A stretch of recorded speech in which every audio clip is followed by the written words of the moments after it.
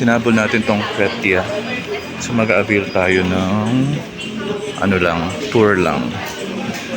Yeah, isang mabilisang tour lang, mga 30 minutes, mga ganun lang. Yan, so kumuha ng number, binigyan tayo ng number, tapos okay naman yung dito. Okay naman yung reception. So nakapila na tayo ngayon sa counter para sa ticket.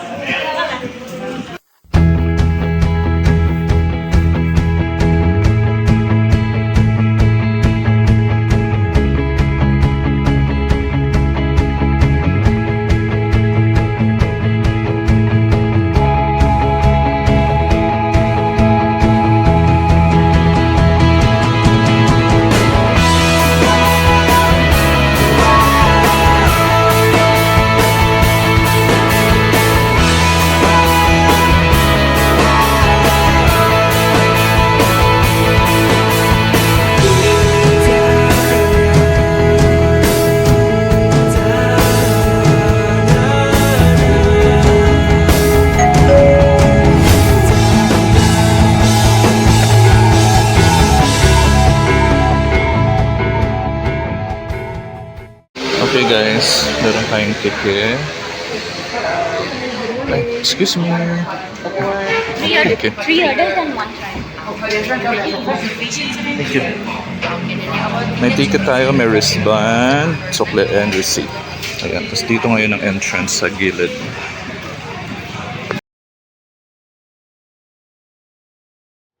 So finally, dito na tayo. Isang mabilisan lang na side trip dito sa Kretia Ubod. Yan, so doon tayo pwedeng mag-picture and pagkapasok natin, ito kagad yung tatambad sa atin. Yan, mga iba't ibang grains, rice, and then basta tuloy-tuloy lang ang lakad. Yan, parang meron diyang cafe, and just look for the signages para meron kayong guide kung saan kayo pupunta. Yan, so as of this time, yan, diretso ko lang yung paglalakad hanggang sa makita or makarating ako dito sa area na to na parang siyang overlooking. And what's good about this spot in this area is glass floor siya. Tama ba yung term ko? Glass floor. Yan, so hindi ka pwedeng nakasapatos or slippers, so kailangan magubad ka. And then, ayan, makita mo yung nasa ilalim. And you'll get to see a glimpse of the area of Kretia Ubod. Ayan. So, I'm so lucky kasi maganda yung weather during this time. At kitang-kita mo talaga yung pagka-green ng area. Ayan, so okay na kahit hindi tayo nakarating doon sa parang terraces doon sa tour, Instagrammable tour, it's okay. Dito pa lang super bawing-bawi na. So ayan, kitang-kita nyo na yung mga nag-i-swing at talagang nakaka-invite siya, nagpapaganda ng vibe ng area. Okay, so ito para siyang restaurant again, and ngayon naman kailangan nating bumaba. So medyo natagalan ako ng konti lang sa paghahanap ng tamang way pababa. So once again, dapat guided ka. Tingnan nyo yung mga signages para alam mo kung saan ka pupunta.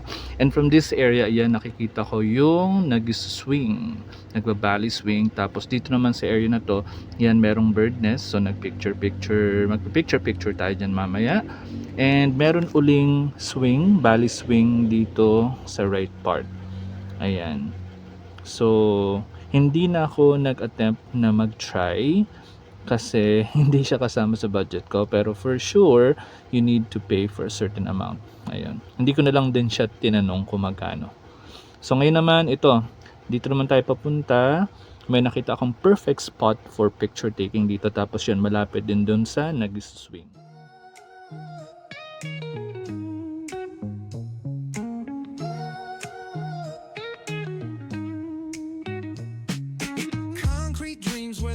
Glows. Every block tells a tale the whole city knows. Rhythms in the shadows where the cold wind blows. Life's a gamble on these streets, anything goes. Boom bap echoes through the alleys at night.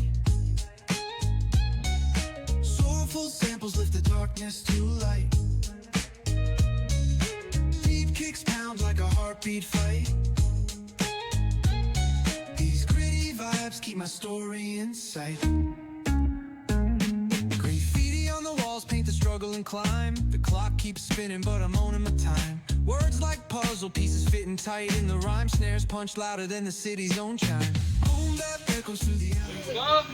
Dancing Bridge rice field. Going there.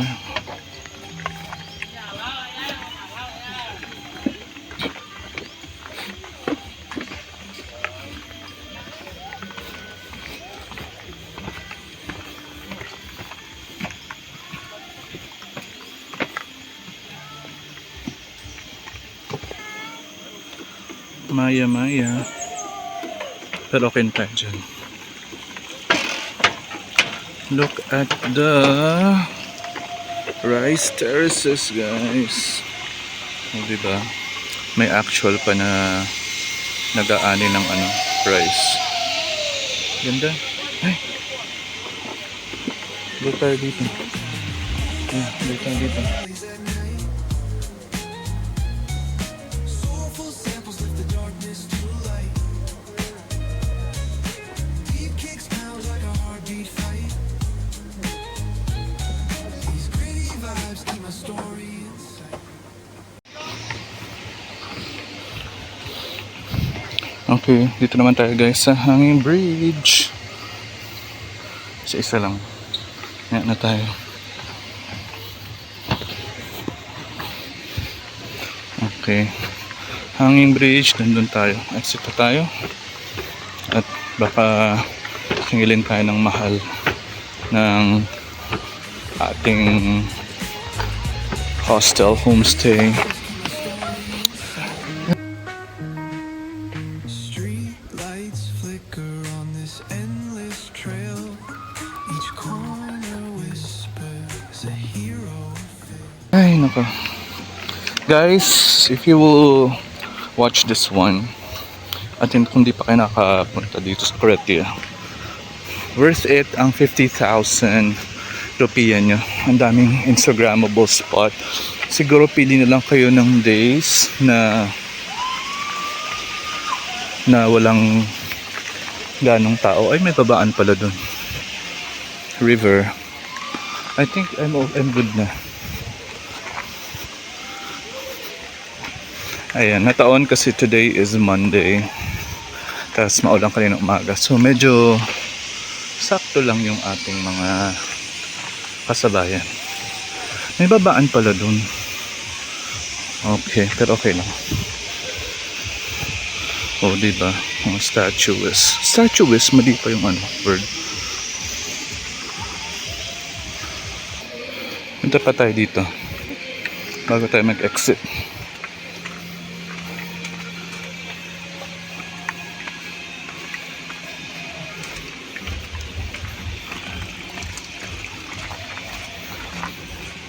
Okay, last part na siguro to. Ayan. Ay, meron pa doon. Okay na yun. Bali guys, din ako nag-avail ng swing na yan ha. Kasi parang mas okay siya kapag couple tsaka kapag babae. Ayan. Pag may palda, ayun. Nakikita nyo.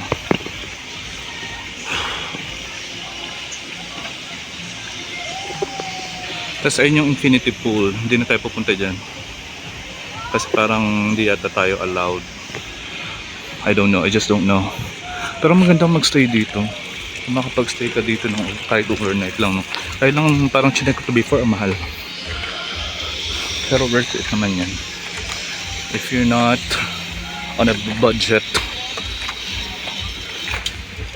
Ganda dito. Ayun guys, ang infinity pool.